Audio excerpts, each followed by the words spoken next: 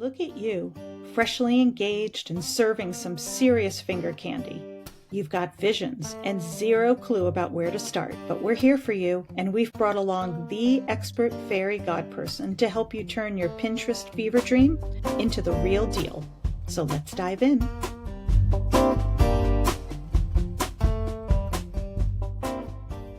Welcome back to We Gather Too. I'm Rachel. I'm Tess. And I'm Kim. Hey, Kim. Hi, Kim. We're so excited. Yes. Me too. So today we're going to be answering the number one question we hear from couples. Where do we even start? You've probably asked that out loud yourselves in your mind a zillion times already. We're so lucky to have Kimberly Finch, an event planner with A Family Affair of Maine and the Maine Barns, celebrating 30 years in the wedding industry. She's going to guide us through the ins and outs of helping you answer that question about where do we even start. Kim brings this amazing, rare mix of creativity and calm. Before this podcast even started, because we were having technical problems, we also found out she brings a wealth of technical knowledge too. So does it all. And she's just such a kind person to work with. Everything she touches is amazing. You have a really interesting background too, Kim, starting with being a DJ in high school. Can you tell us more about your journey? Yes, absolutely. When I was in high school as a senior, I started DJing weddings just as something fun to do, sort of a side gig. And I just really loved it. I loved the industry. I loved being part of the energy of a wedding. And when I went to college, I kept DJing, but found another passion in film. And so I ended up going to film school. So that kind of took me from DJing into wedding videography. And I did that for a couple of years until after college. And then I got into event planning and found my way back to weddings, probably about 20 years ago now. And I've been doing that ever since. That's amazing. Can I ask you a question about your life as a DJ? Because Sure. I secretly want to be a DJ. What's your favorite when you're shooting a wedding, or you don't shoot weddings anymore, but when you're at a wedding, what song comes on that you're like, we've been playing that at every wedding since you started as a DJ? Is there a song? Electric Slide. Every one. I haven't heard the Electric Slide in a while, which is disappointing. I will say that there are some that I don't hear anymore as a planner. Yep. Because that's like on the list of do not plays. But I will say when I first started out, it was definitely at every single one. And I would say for probably my first 10 years or so doing it as an event planner for weddings, it was on there. But I'd say the last couple of years, it's probably half and half. But it still cracks me up when I hear it because it's like the never ending one. As soon as you first hear those first few notes of that song, you're just transported back in time. Yeah. I think the song September is the most universal wedding song, even when played in June. Yeah. Everybody dances to September. So you've just gotten engaged and you're staring at your computer screen and you're like, where do we begin? What's your advice for couples on where we start? Really good question. And I recommend the place that couples begin is to really start to think about how they want their wedding to feel. The wedding should evoke a feeling, and it should be a feeling that sort of represents the couple. And so the very first thing, before they kind of get into any logistics, I really recommend they have a conversation, just the two of them, of really what they imagine their wedding's going to feel like. And that emotional center really helps them make decisions throughout the course of wedding planning. And it's good for them to come back to that, as they're planning, so they can remember, what's the feeling that we want to feel that day. So if you start there, it really kind of guides the rest of your decisions, especially the next decision, which is budget. Right. So once you kind of know what your feeling is, then you start looking at the hard numbers. Right. Yeah, which is a big thing. And last week we did the whole episode about family contributions and how you negotiate and navigate the expectations and the emotions that come along with that. But let's say you're at that place now where you know what your family may or may not be graciously, kindly contributing. Where do you start at that point making a budget?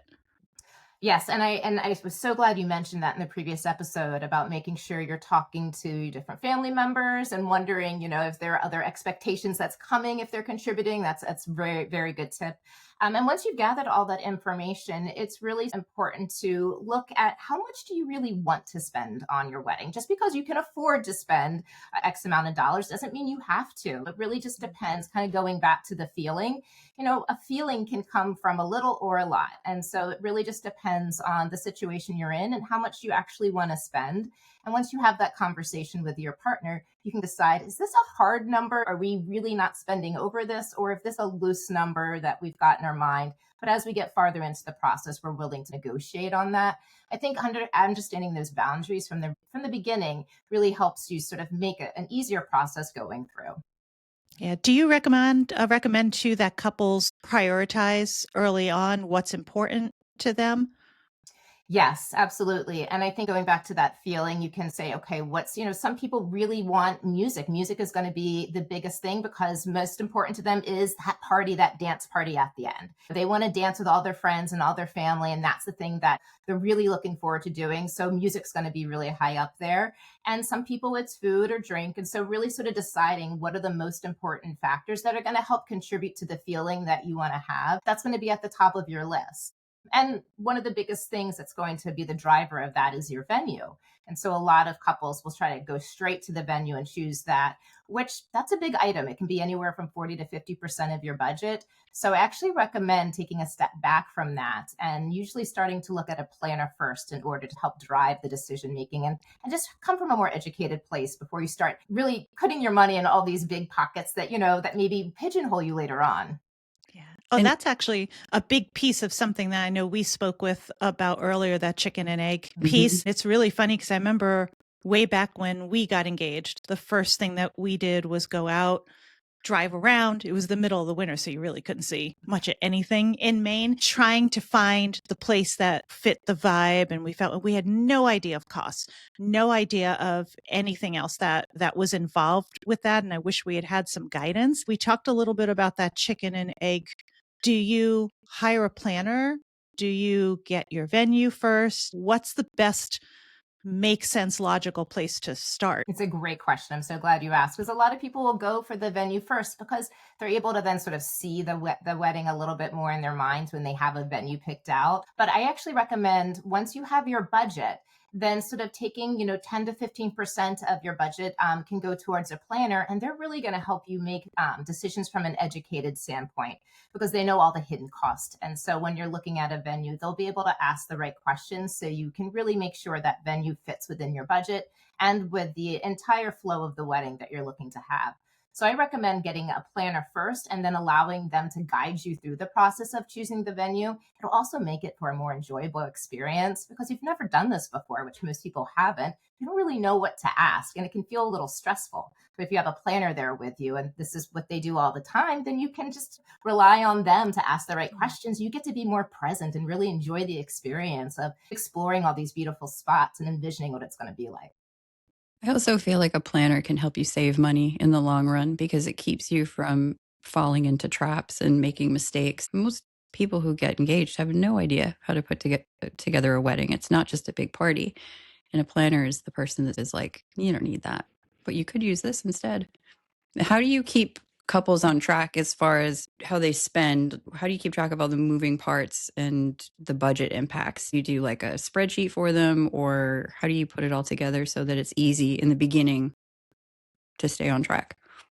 Yeah, one of the first things we do once when we meet with clients is we go over their budget and we discuss what are the most important things for them. So, like I said earlier, if music's really important, then that's going to go at the top of the list. And we make a list of the most important to the least important and divvy up the budget accordingly. And that just really helps you to see, okay, I'm willing to spend more money on these things that are more important and less money on the things that don't matter to me as much. And then your planner can take that information and help you find the best vendors that are going to fit not only the vibe of the wedding that you're going for, but also the price point that you're looking for. They try to make a good match for you. And another thing when your planner is matching with vendors, personality matters a lot. Really help they'll really get to know who you are as a couple and every vendor that they're going to recommend to you they've worked with usually, and so they really have a good understanding of how that vendor works, their personalities, and they can really make a good personality match. And that really matters on your wedding day because when you have a team vendors that you really like and you know they're all on your side, it really provides such a supportive environment for everyone. As a vendor, I know that when we go do weddings and there's a planner who's got it all down, we're just like, yes. You get that photo list of 37 million shots? Awesome. Stay right here, Kim. Yeah, it's great. And it is. And it's so true because when people contact us and tell us people they're looking at working with, immediately, like, they've got you. They've got you. They're so professional, well-oiled. They know you're going to enjoy your day. You're not going to be stressed. Yeah. And from the vendor perspective too, if you have a planner, your vendors are a little bit more, it's easier to keep them on track because you're not having to answer all those emails. Your planner is going back and forth with your photographer and your caterer and all those things. And it saves you so much time that you can actually, we can get into that later. Let's talk about venues for a second. I know that when I was looking at places to get married, the big thing for us was how much is it going to cost per person? And so when couples are envisioning their wedding day and whether or not they want to have an intimate gathering or a large, huge bash, how important is the head count? The head count is very important. It's going to drive a lot of your budget because for every person that you're inviting to your wedding, that's an additional person that's going to have a meal and have a bar package and have, an entire place setting and rentals. And so I recommend for people who are looking to cut their budget, that's the first place to look. A good tip is this a person that you're going to spend, $300, $400, $500 on a meal for? It's like when you're looking Bye, Uncle Bob. Sorry.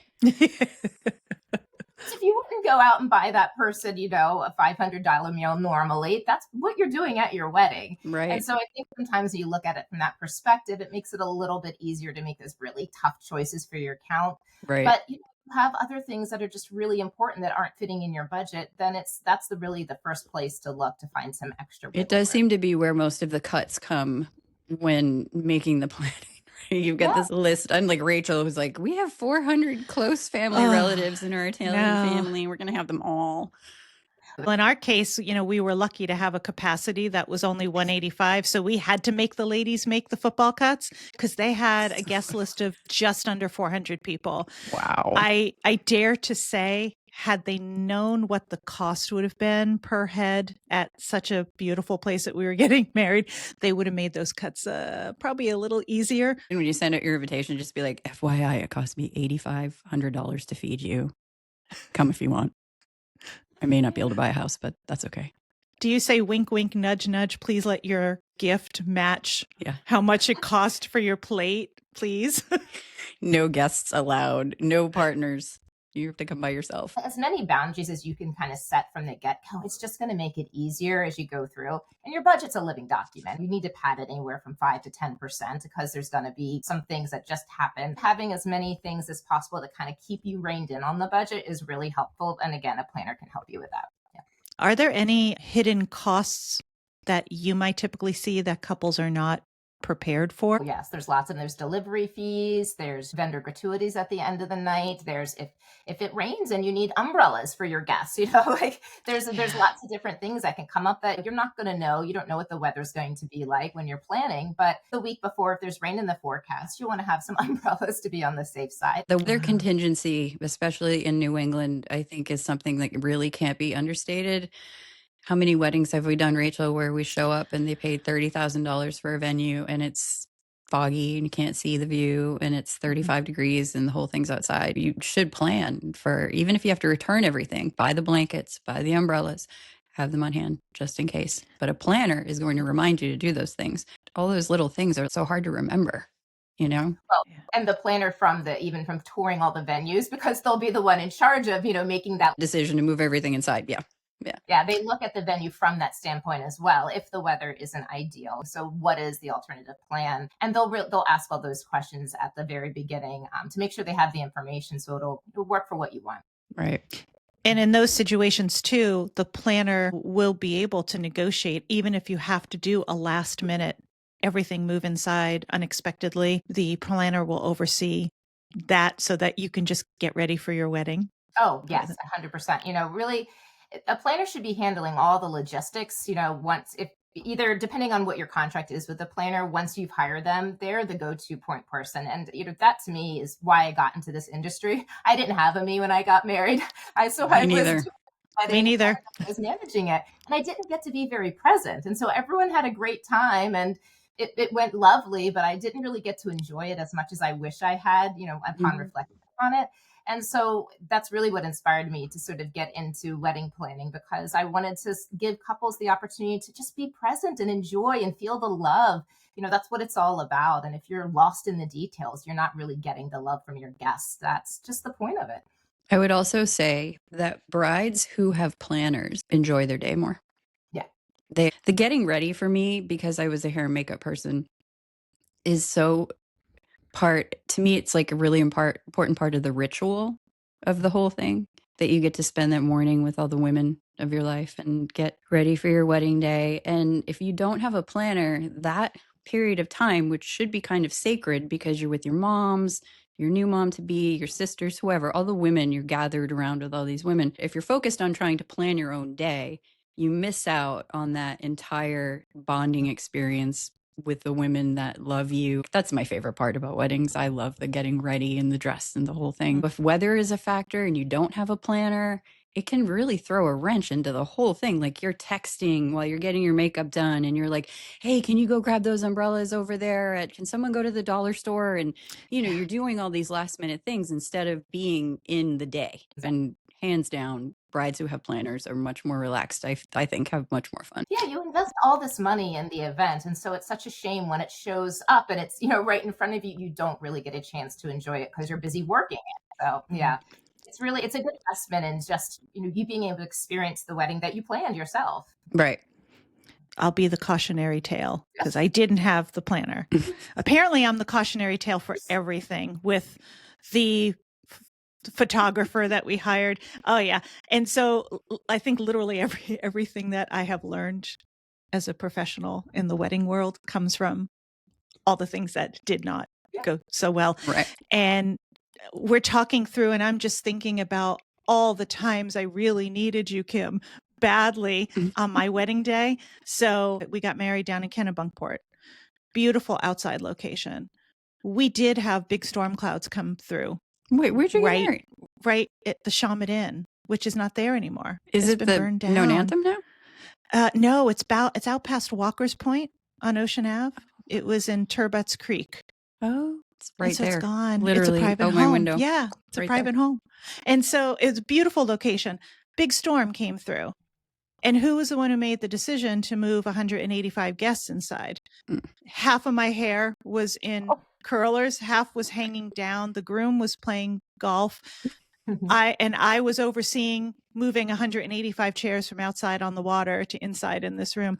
It would have been so nice to not. And I'm so type B. I managed it and was fine and had a great, enjoyable wedding. But the other piece too is I keep thinking, and I was laughing earlier on about having a planner who can manage the venue and the personalities and how well you mesh with each other, because this might be so inappropriate, but the person who coordinated there at the time, years ago, 4-day Italian wedding, we were over it. We wanted to be alone. End of the reception's coming. Guests are still dancing. We're running out to go be alone.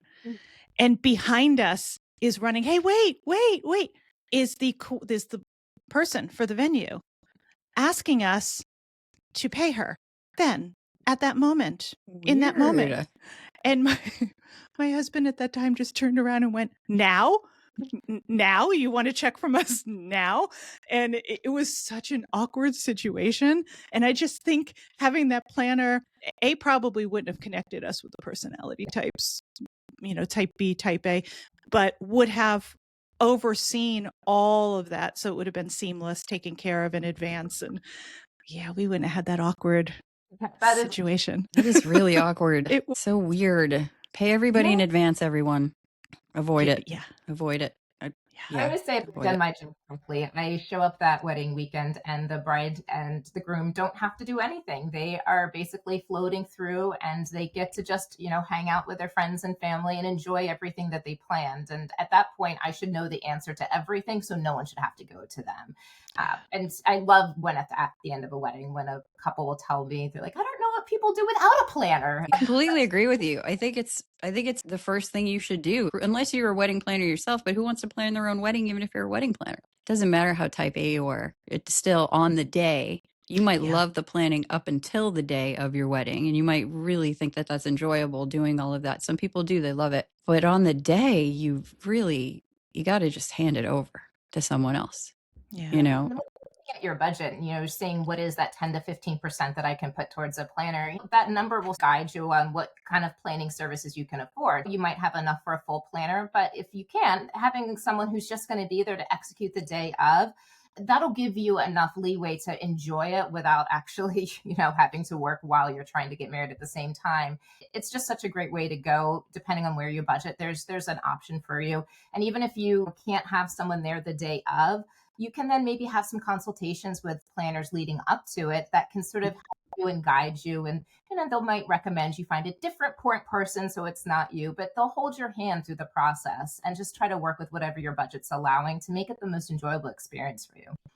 Amazing. That's a great question. I'm curious, and couples might not know the difference because they hear the terms day of coordinator, wedding planner, all thrown around interchangeably a lot of times. Can you help people who might be listening distinguish between what they get in different situations? Sure, absolutely. So you can have a full planning package, which means they're going to help you soup to nuts. They're going to help you with all of it. They'll help you find the venue, the vendors, the decor, everything, put together your tasting, they'll help you with all of it. They basically hold your hand and they guide you through the entire process. From there, you could also just do a partial plan package. And not every coordinator and planner is going to offer all of these, but you'll be able to find them out there from different planning companies.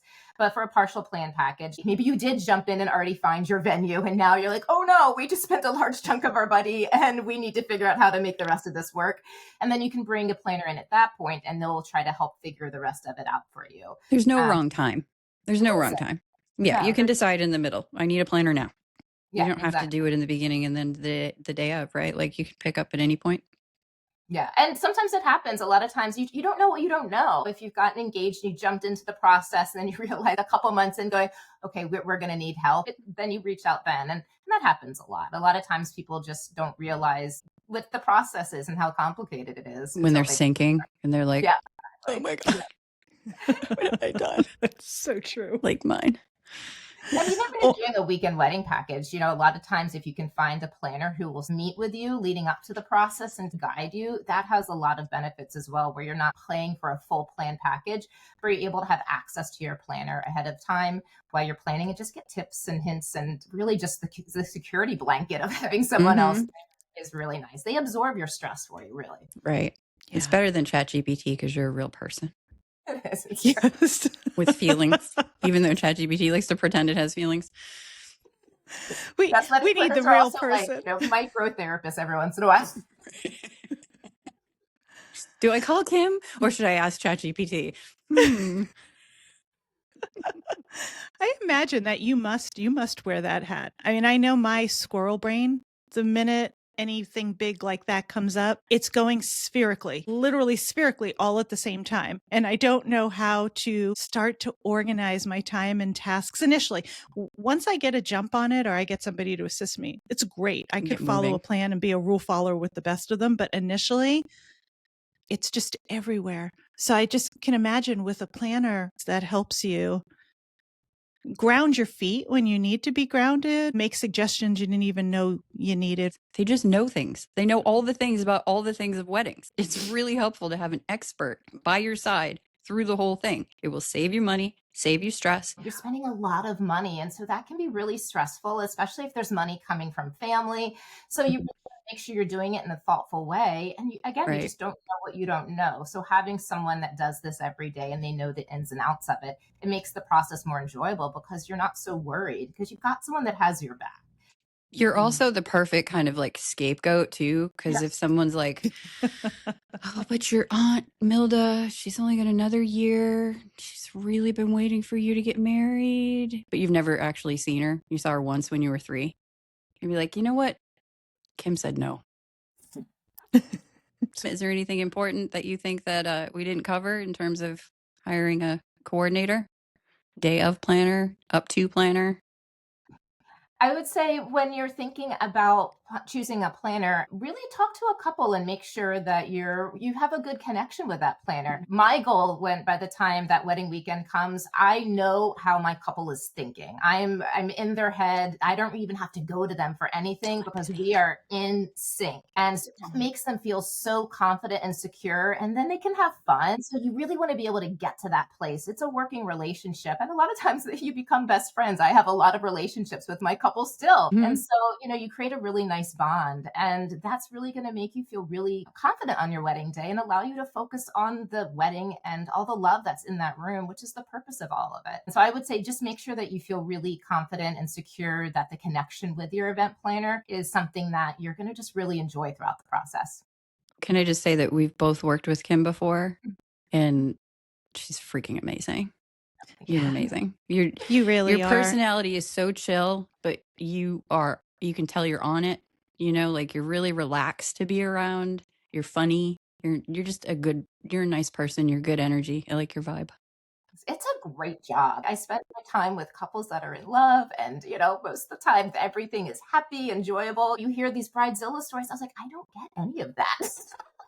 And I don't think it's luck. I think if you have someone who's really holding your hand through it, everyone is having a good time. I feel so lucky to get to do this. When you spend so much time fostering that relationship and building that relationship, it's really hard to be a bridezilla. Also, the energy that you put out there, you tend to draw people like you who really value that expertise coupled with that sense of calm that they need. We often say with photography, we're going to be with you longer than anybody else, but that's really not true when you think about it with the planning perspective, Right. because we're there throughout the whole day, but you're there through the whole process or a good chunk of the process. And that is invaluable relationship building. Really, we're both going to know you by the end. That is I true. feel like I'm planning our wedding. I'm like, you're getting married, but this is our wedding. Yeah. I feel that way. Every wedding I shoot, I do. I walk in there like fully invested. This is my day too. Yep. Exactly. Completely. Yep. We do what it takes to make it exactly what they want. And you want a team that is dedicated to doing what it takes, That's a big thing we didn't touch upon, which I think is important because you are a wealth of recommendations for other vendors. Do you find, all these resources and other people to pull together? Do you find that when teams have worked together before, that this is really beneficial for the couples? Yeah, yes, definitely. One of the things that your planner can offer you is a recommended vendor list. Those are people they've worked with. And once you've worked with someone, you've got a team atmosphere, you know what their style is, you know how they work. And it makes it kind of easier. People, they come onto the venue a couple hours before the wedding begins. And so if you've never worked with them before, you've got to kind of create that team in that couple of hours, which you can. But if they're coming on and everyone knows everyone has the lay of the land, and everyone feels really confident, everything just goes so much smoother. Rachel and I are nodding because there's such a huge difference between walking into a wedding and having a team of vendors who've worked together before.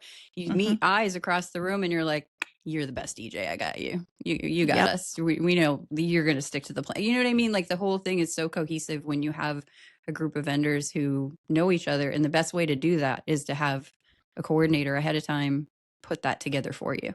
Yeah, experience does matter because the more experience you have, the more things you've seen, the quicker you can pivot if need be. Right. And, when I do weddings, I'm really trying to create moments. I sort of go into my film brain and I'm trying to create moments. And so I think about the feeling and the flow. If a team around you has that same concept and they're in that same, from that same perspective, then everything sort of works really well together. It's a well orchestrated machine the more times you work with each vendor. Your experience in every part of the industry is such a huge asset to what you do. Right. Because DJs, in a way, are planners too, because they have to know the entire schedule. They have to know when everything is happening, right down to the second. You can't screw that up. The vibe of the wedding is on your back at this point once the music starts, right? And because you've been a filmmaker and a photographer, you know how things are supposed to flow. You know what it's supposed to look like in terms of storytelling and what the outcome of it will be. And I think that that's really special that you're able to do that. Yeah, we always have a timeline that everyone gets, but there's a feeling like when you're going from one to the next, we have a timeline of when it's going to happen, but you can feel the moment Yeah. Yes. Yeah. Yes. Yeah. that people are feeling as well. If it comes too early, it feels disjointed. If it goes too late, you feel like you're just standing around. When people have worked together, they can feel the energy and the pacing and the vibe together. It becomes one brain, sort of. And the whole brain's Absolutely. purpose is to make a beautiful day for this couple, which is really cool. Me that they literally, I think they read my mind because Yeah. I'll think something and then they'll do it. And I'm like, I didn't even say it yet. It's telepathy. It's bridal telepathy. It's a real thing. They got the energy.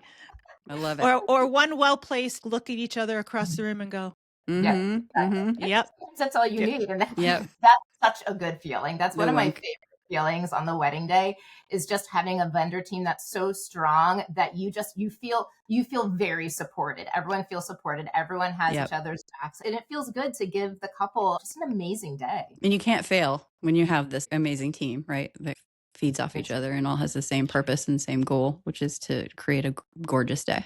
Yeah. Yeah, exactly. On that note, because we're going to create gorgeous days for our couple, I'm going to do a quick round of would you rather wedding style for the two of you. They're fast answers, no overthinking. So if you're thinking too long, and you're just going to shoot out your answer here and go with your gut. At the same time? I'm going to throw Sure. Okay. Same. We're going to roll with it and see how it goes. Okay. Are y'all ready? Ready. Sure. Okay. DJ or live band? DJ. Band if you can afford it. So veil, flower crown, or just do your thing vibe?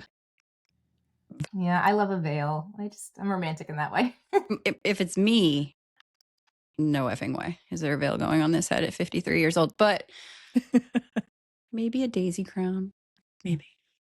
The veils can be dramatic in the wind. Beautiful That's true. imagery too. That's true. Okay. First look or first touch or keep the full drama at the aisle? Drama. First look for me. Really? Yeah. Yeah, because it's a private moment then. I do love that. Those little private moments where you can just be with your, the person that you're dedicating the rest of this marriage to. I think it's important. I think just having that one-on-one time with them that's just you and having those moments throughout is really nice. There is nothing like photographing the groom's face when he sees her for the first time. And even when you do the first look, it's different because he's been standing up there in anticipation, shaking and sweating and waiting.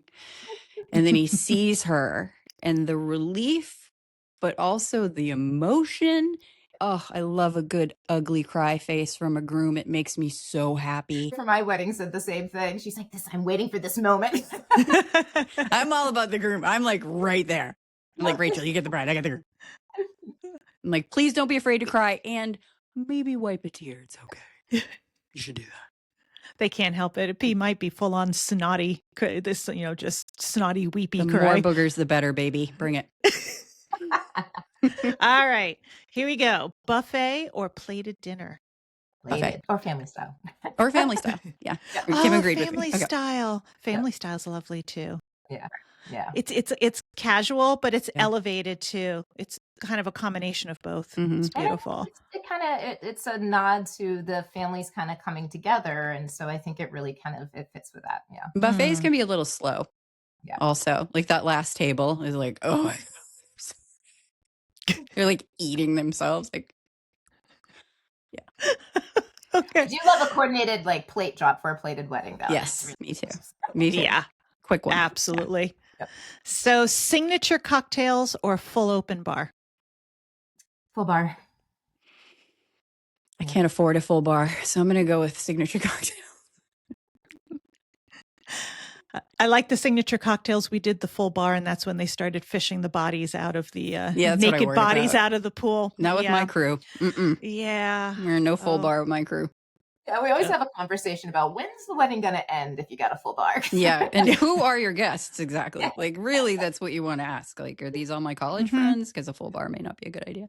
And are there people we just need to take the keys from? And is there water nearby? And are people going to get naked?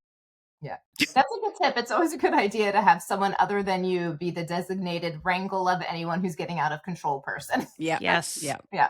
Yes. The drunk police. Yeah. Yeah. It's always good to have the drunk police. Yeah. As a photographer, I appreciate that too, because there's been a lot of times where I would have liked to have somebody come in and, you know, and we're moving on now. Shit up. Yes.